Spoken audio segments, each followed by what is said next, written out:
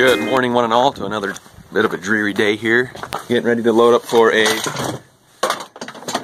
well pump replacement.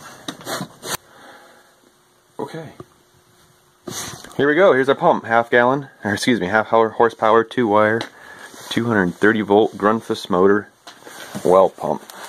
Oh, it's got some weight to her.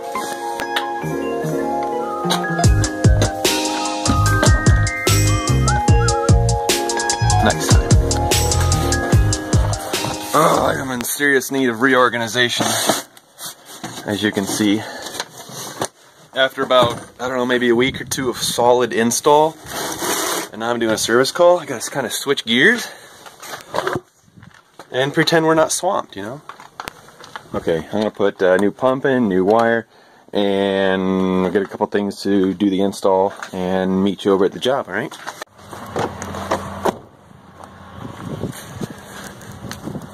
Every Monday morning we have a meeting about 7, cover a wide variety of topics, safety, updates, etc., etc. So today was about the new ruling that's going to take effect starting January of 2018, the first of 2018, in a couple weeks, and that involves recording all the R22 refrigerant that we recover from air conditioning systems over 5 pounds, or 5 pounds or more. So that's your R22 that we got to recover and record and have a database of how much and where it was recovered from and blah blah blah to satisfy the EPA. And then apparently it sounds like the year after, 2019, we'll have to do it for 410R or 410A as well. So I really don't get into that, but it's just good to know in case sometimes I'm with the guys doing some AC work. It's very rare, but it does happen, so it's good to know. Kind of back here in a woodsy area. Cute little house. Here's the well casing and the well pump down in here, of course. I'm pulling all that out and put a new pump in, new wire, because they used this stuff, and I hear it running. So I hear it running. But occasionally, or I should say fairly often, it kicks out because something's going on with it. It's shorted to ground. The windings are shorted a little bit. A little bit of reading between the windings and the ground, but anyways, it is kicking out on thermal overload and then resetting and just randomly turning on and off. So we're putting a new pump in. That happens. It's pretty common after some ages on the pump, obviously. So whenever I'm pulling a well pipe out of the ground to get to the well pump, whenever I'm pulling the well pipe out, it's usually getting pretty nasty and wet, and I don't feel like getting it all over me. Let's suit up.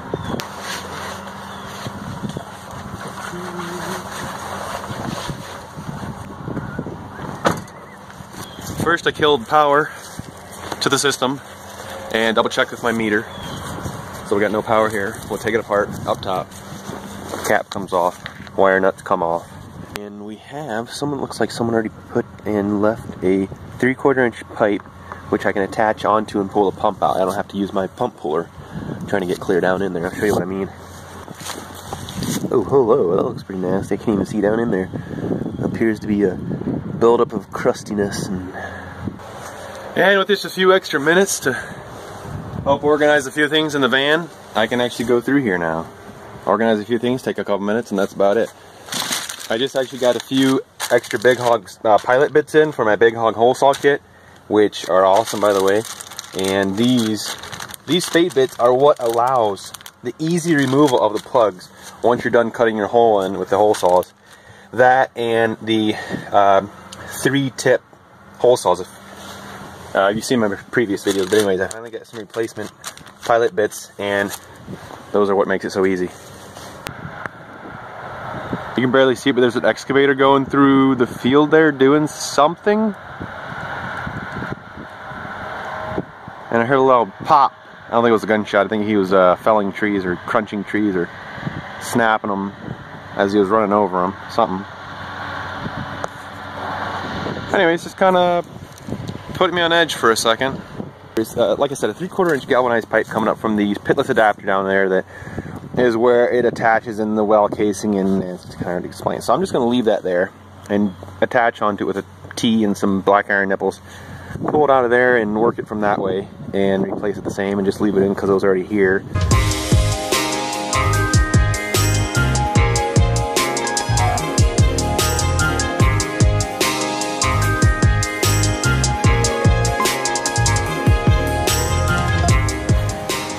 So when I took the well pump out, maybe you notice I pulled the pipe over my head and kind of circled it around me. Alright, well now that I've got this out and I want to put the new pump on, I'm just going to straighten all this pipe out so it's easier to work with and put a new wire on.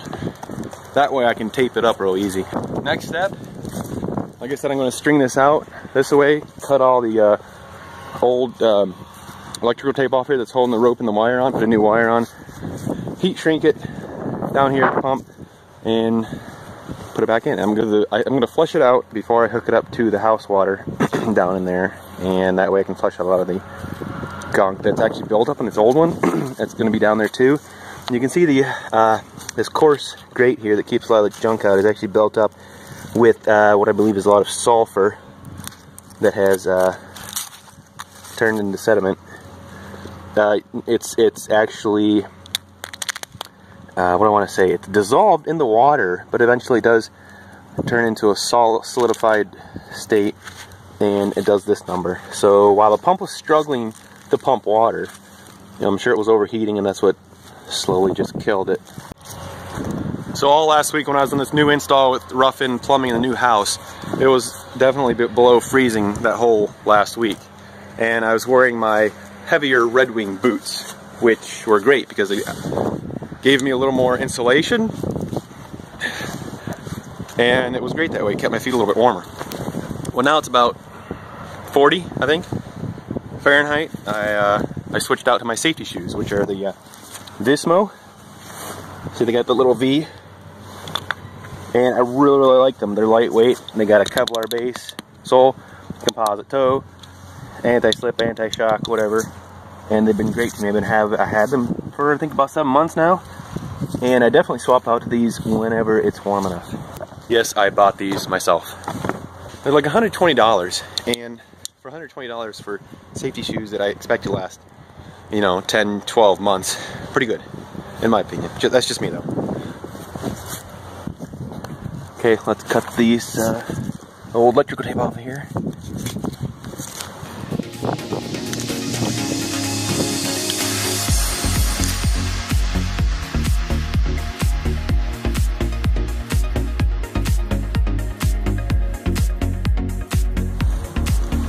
Now that we're ready to do the electrical portion of it, I got my line that's going to be coming from the house. Straighten this up and take off a little bit of the insulation. You don't really need a whole lot because of the crimp fittings I'll show you. Yeah, it's a 240 volt single phase system, nothing special. Yes, we're allowed to do this work. Okay, and it comes in a package. It's called the shrink wrap tubing kit, and it's for this specific purpose. There's some you can get with 4 crimp and 4 shrink wrap tubings, but this one we only need 3 since we got 2 hots and a ground. And always make sure you put your shrink wrap tubing on first, or you're cutting them apart if you forget them.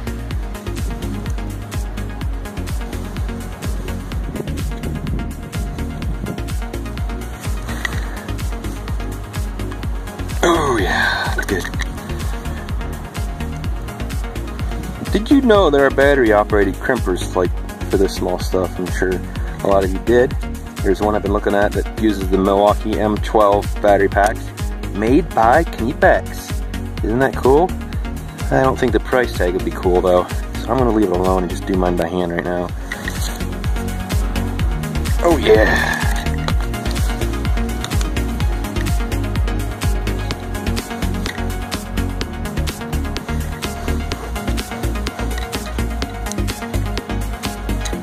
See, yeah, there you go.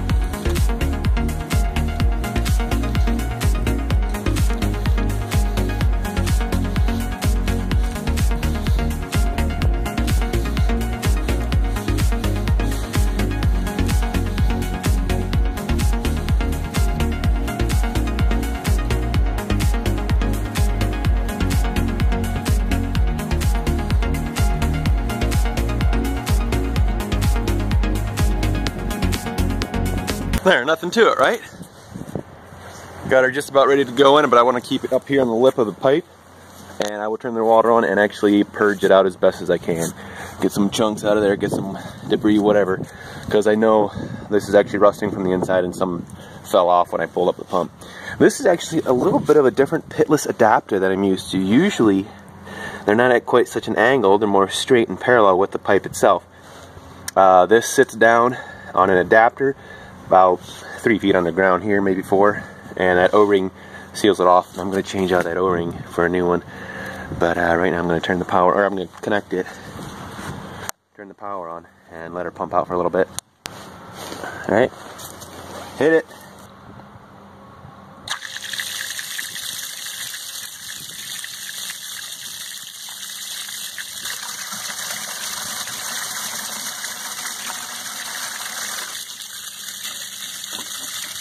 That's still looking pretty bad. Now it looks like sand, or just silt and grit.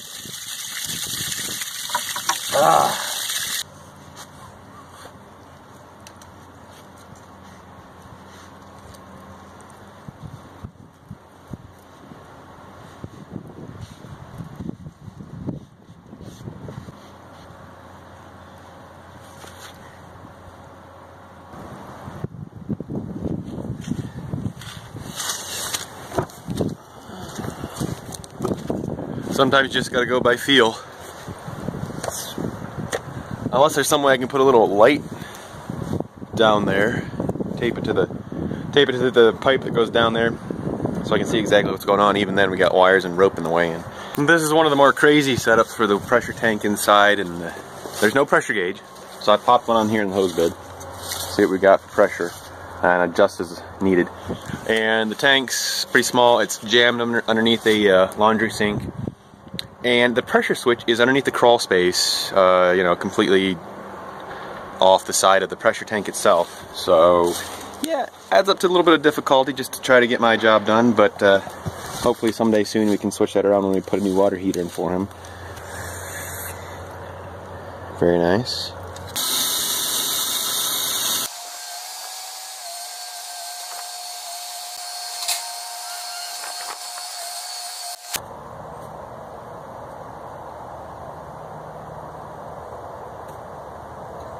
And the pump kicked off right there. Now I'm going to shut the kitchen faucet back off. I'm going to adjust this up a little bit. Usually I don't make a big deal about my job, or, for example, toilets. Alright, something as mundane as a toilet. We all love sitting down, getting comfy, and having a flush toilet, right? Well, this guy took it to the next level. Kind of like it's a log cabin style. It's definitely the real deal here. You can see that. And he took it to the extreme. And here it is. There's your lid, and yes, it is real and operational. Tank in the back. Look at that. Look at a little bit of Gorilla Glue, some wooden pegs, and yes, it flushes, but you have to pull up.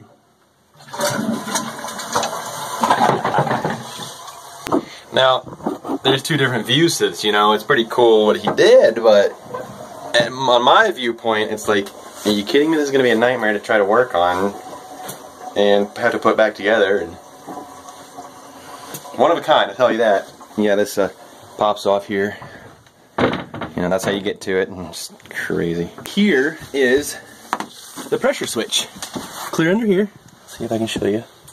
There it is. Oh, there is a gauge. Yeah, well, a lot of good that does up there, eh? Alright, that's a pain. Oh, that's a real pain. My gauge was easier though. Would you stop it? I really like this light. I have a little holster by my side. I can stick it in. And it does me well. It works great. The thing is, it seems kind of annoying when it warns me that I have a half hour left, when it could easily just warn me that I have 5 minutes left on the battery, because it'll flash like that and I can go for 20-30 minutes on it. And it just would make more sense to give me more time, or to warn me later, because whenever I'm turning it on and off, in that half-hour window, it's flashing all the time, each time I turn that on. Just annoying. Okay, just a little something they could have thought about, a little more. So as I was cleaning out this aerator, getting it set up, cleaning it out, Let me show you what I'm looking at. If you don't have the stomach for this, look away. But feast your eyes on this guy.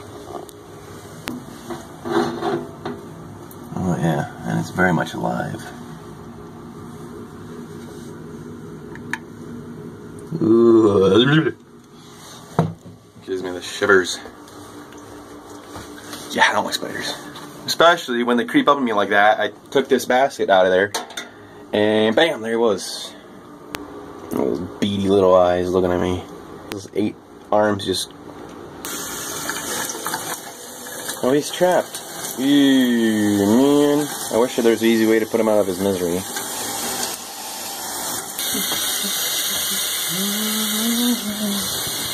I still see a bunch of silt and whatever, just sediments coming through in the water, so hopefully they don't clear up in a while. Not really sure what it is. Ground surface water runoff.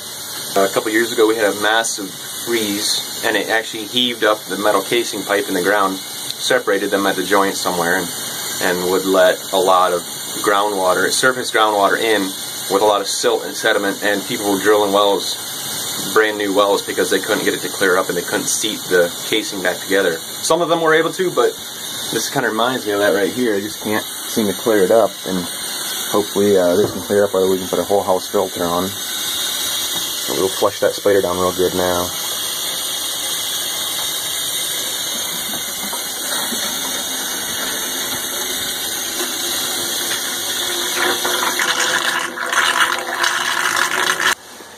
Crawl space entrance. Let's wrap this up and head out to our next place. Next up is a house, a farmhouse I'm in that we've done a little work in. I originally called, left a message with the lady, and she didn't call me back, wasn't home. Apparently came here, rang the doorbell several times, and there was a couple hired hands out by the barn. And this barn is just wall to wall with these great big and small old antique signs that are just awesome. Would you stop blinking? And anyways, they're out there, they know the place well, and they're like, yeah, just go in and take care of things, and you know, what are you here for, blah blah blah. And so I'm down in the basement checking out the water softener, and it's a pretty awesome feeling when they are able to trust us like this. And right now we're looking at a CSI softener that apparently is causing some issues, and I'm going to see if it runs through its cycle, see if we can get some soft water. Anyways, this sticks down in here, it has a little flow sensor in here, a little thing that spins around as the water flows through it, and it's picked up by this little I don't even really know what it's called, but it picks up a magnetic field. And what I have on the back of my phone is a little magnet where I can mount it to metal surfaces, such as this metal plate. See? It's stuck on the metal plate. I'm not holding it, so there's a little magnet on the back of my phone, which I use to mount to different surfaces. And I also use that magnet for testing to see if this is actually picking up a magnetic field. See those little dots moving around in the middle, the zeros? That means there's water flowing through it. Or it thinks there's water flowing through it. I'll do that again. Right? And I pull it away from that probe, and it stops flashing. Try it again. See, it picks up the magnet on my phone. So we know that's good. Of course, we also want to check to see if the water is flowing through it, that it will pick up that signal too, and we'll do that next. Anybody else hear water running? I just turned on a tap. Got water running, draining. Got water running through the system. But look at this. Come on. There's no blinky lights here that indicate that it's sensing water flowing through this. Interesting. Make sure that's in good and solid. Nothing. It might be stuck. The little spinny thing might be stuck. Okay. Still nothing. Still nothing.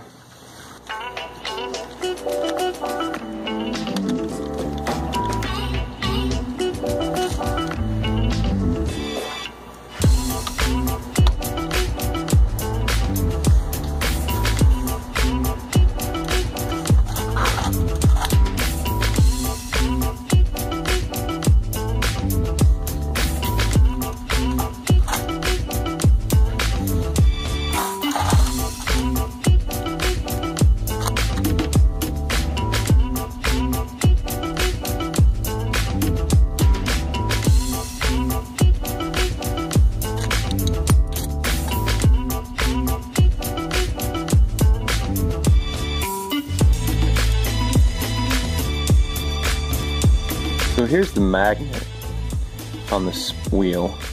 Here's another one on the other side.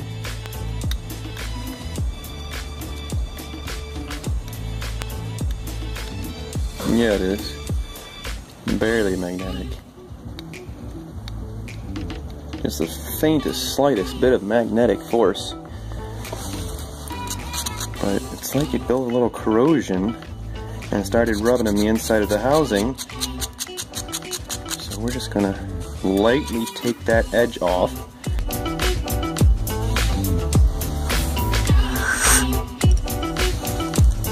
It's spinning so freely. So cool. But before I hook it up to water, I'll make sure that it's actually going to read the signal by plugging it in, obviously. Well, I've tried several times to get a reading out of this here, but there is nothing showing up on the front display that there's any movement with this wheel. So we're going to get them the new assembly and put that in when we get that. Meanwhile, it'll regenerate tonight and I'll have soft water for the next couple weeks until we get this part in and replaced.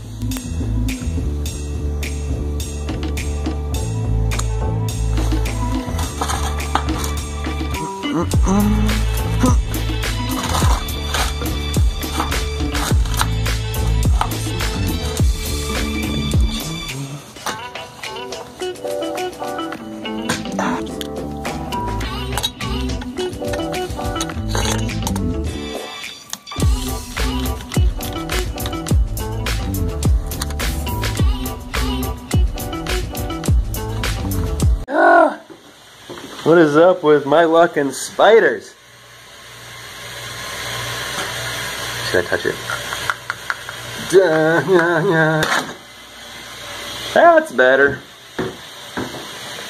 As it turns out, the little doohickey, the flow sensor assembly, is actually under warranty. The parts only, of course. Sorry, homeowner.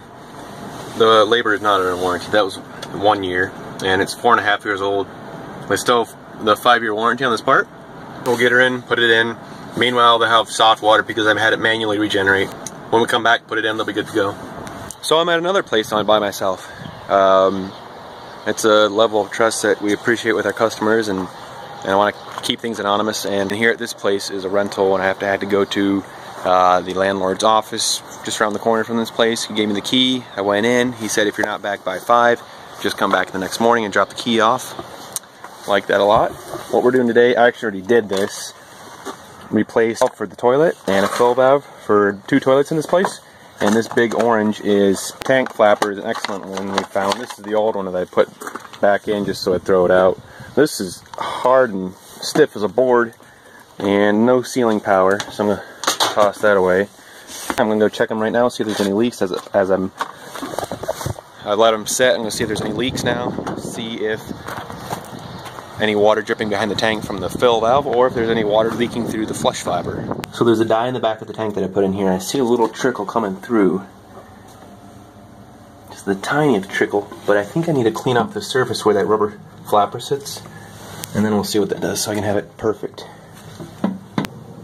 Alright, so this tank is full of red dye here in the basement, and nothing in the toilet, just a little bit of iron stains, but typical.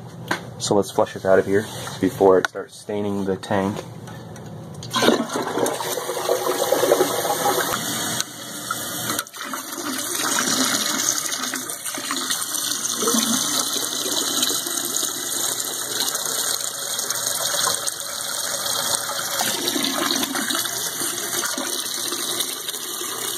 So each toilet got a new flush flapper, a new fill valve, a new flex tube connector, water supply, and this one here got a new seat.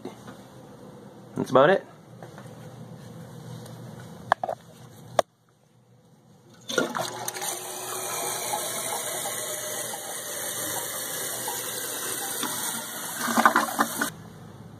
Dye?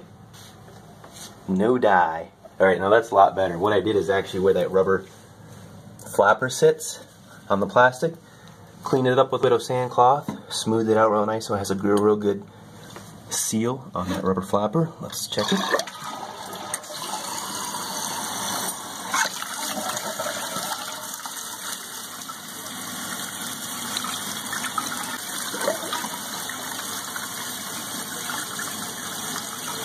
little public service announcement. I got this because it was on sale at Menards. It is a liquid dye for clothing.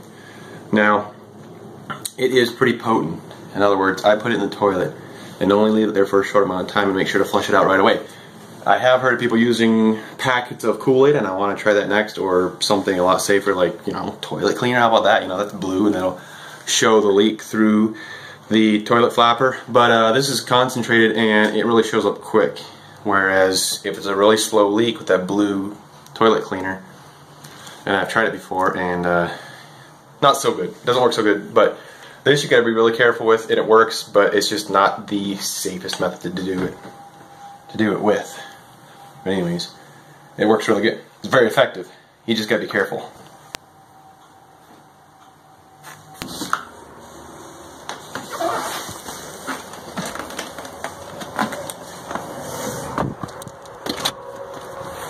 Like I was never here.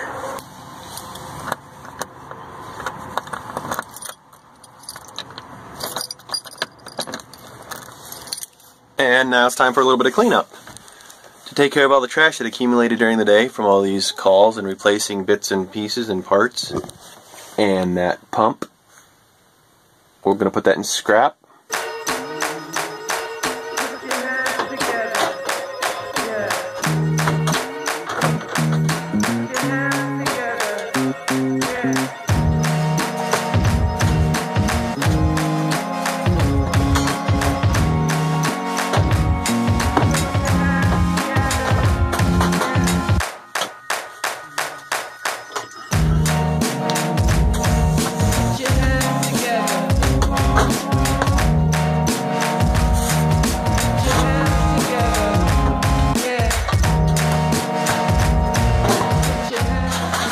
The more I use this wrench, the more I definitely like it. It is a Weehaw, made in Czech Republic, I believe.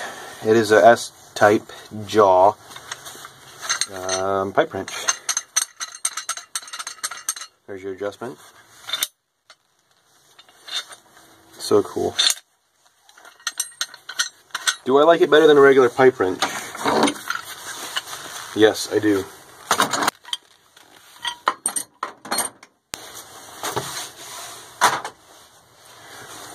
Obviously European influenced, or actually made in Europe somewhere, I believe the Czech Republic, like I said. And I don't see anybody with them over here. There's a lot of people using them in the European countries because that's where they originated from, of course. And it sounds like in many parts that's all they use, and they've never seen this style. So it's basically just a reverse of this country. And that's how we do it. I guess it's just how it was done. But I thought I'd give it a try, because I don't like just settling for what I've always been doing. Although I do like this cheater wrench, the Milwaukee cheater wrench, right? To get the different attachments. And I set this up so you see it sits on a piece of Schedule 80 PVC, and these handles on thread. So you can have a shorter handle or a longer handle depending on your needs.